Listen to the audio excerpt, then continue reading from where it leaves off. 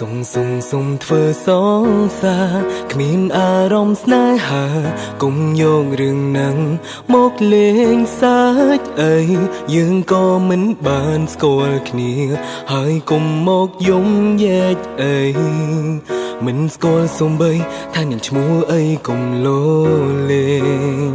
គេប្រាប់ថាគេទៅបែកពីសងសាពេលនេះនាងឈឺផ្សាចង់រងអ្នកថ្មីទៅបាញ់ឈឺ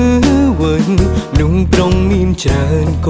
កងហើយអ្វីត្រូវជាខ្ញុំវិញតើមិននឹងតែឯងបានហើយមិនពាក់ពងមិនមែនជាស្នេហាទេមិនបានស្រឡាញ់គេទេជួយប្រាប់ខ្ញុំផងអារម្មណ៍នេះមិនមែនស្នេហាមិនបានដឹងបែងដងអូនយ៉ាងណាឬ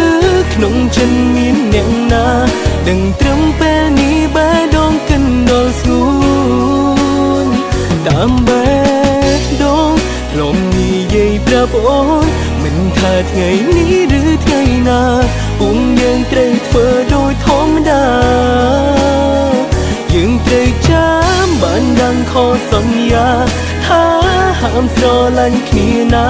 ហាមនឹកហាមគិតមិនថាពេលបែបណាហាមស្រឡាញ់គ្នាគេប្រាប់ថាគេទៅបែកពីសងសាពេលនេះនាងឈឺផ្សាចង់រងអ្នកថ្មីទៅបាញ់ឈឺវិញមនុស្សប្រុងមានច្រើនកកងហើយអ្វីត្រូវជាខ្ញុំវិញតើមិននឹងតែឯងបានហើយមិនពាក់ពងមិនមែនជាស្នេហាទេមិនបានស្រឡាញ់គេទេជួយប្រាប់ខ្ញុំផងអារម្មណ៍នេះមិនមែនស្នេហា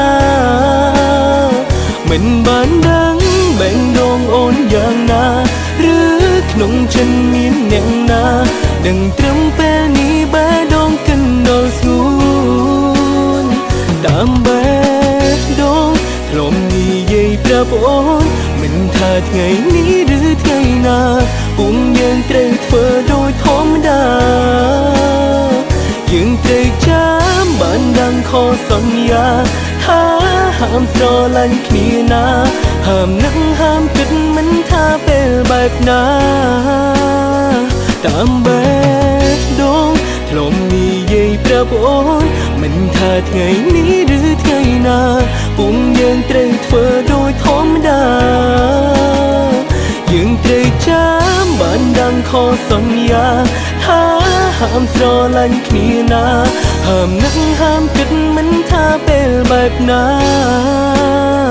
យើងត្រូវចាំបានដឹងខុសសន្យាថាហាមស្រឡាញ់គ្នាណាហាមនឹកហាមគិតមិនថាពេលបែបណាហាមស្រឡាញ់